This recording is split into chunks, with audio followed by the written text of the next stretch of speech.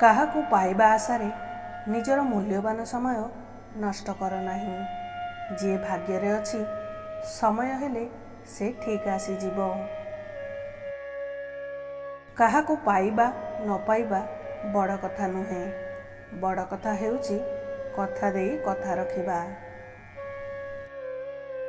କାହାକୁ କେବେ ବି ଅତି ଆପଣାର ଭାବିବା ବି ଠିକ୍ ନୁହେଁ, କାରଣ ଅତି ଆପଣାର ହିଁ ଦିନେ କଷ୍ଟର କାରଣ ହୋଇଥାନ୍ତି। ଜାତକ ମିଶିଗଲେ ବୈବାହିକ ଜୀବନ ସୁଖରେ କଟିବ, ଏହାର କିଛି ମାନେ ନାହିଁ। ଯେଉଁଠି ମନ ହୃଦୟର ମିଳନ ଥାଏ ସେଇଠି ସମ୍ପର୍କ ସାରା ଜୀବନ ସୁଖରେ କଟିଥାଏ। ସମ୍ପର୍କକୁ ଝଗଡ଼ା କେବେ ଦୁର୍ବଳ କରେ ନାହିଁ।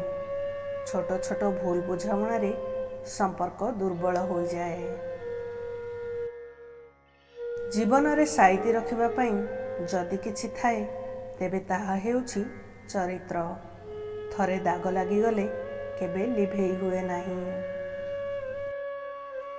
ଯିଏ ନିଜେ ନିଜକୁ ପରିବର୍ତ୍ତନ ନ କରିପାରେ ତାକୁ କେହି ହଜାରେ ଚେଷ୍ଟା କରିଲେ ବି ପରିବର୍ତ୍ତନ କରିପାରିବେ ନାହିଁ। ଯଦି କାହା ପାଇଁ ଖରାପ ଚିନ୍ତା କରୁଛ ତେବେ ନିଜ ପାଳିକୁ ବି ଅପେକ୍ଷା କର। ନିଜ ସହ ବି ସେମିତି ହେବ ଯାହା ତୁମେ ଅନ୍ୟ ସହ କରିଥିବ। ମଣିଷ ଦୁଇଟି ଜିନିଷ କେବେ ଭୁଲିପାରେ ନାହିଁ, ପରଲୋକଙ୍କ ଠାରୁ ମିଳିଥିବା ସମ୍ମାନ ଏବଂ ନିଜ ଲୋକଙ୍କ ଠାରୁ ମିଳିଥିବା ଅସମ୍ମାନ। ସମ୍ପର୍କ ବିଶ୍ୱାସର ଏକ ମାଇଲ ଖୁଣ୍ଟ। ସମ୍ପର୍କ ସେହିମାନଙ୍କ ସହ ରଖିବା ଉଚିତ ଯେଉଁମାନେ ସମ୍ପର୍କର ମୂଲ୍ୟ ବୁଝନ୍ତି ଓ ସମ୍ମାନ କରନ୍ତି। ଏହି ଯୁଗରେ ଦାନ କର, ପୁଣ୍ୟ କର, ସେବା କର, ଧର୍ମ କର, କିନ୍ତୁ କାହା ଉପରେ ଭରସା କରନି। କାହିଁକି ନା ଭଗବାନଙ୍କ ଛଡ଼ା ଏଠି ତୁମ ଭରସାର ଯୋଗ୍ୟ କେହି ନୁହନ୍ତି।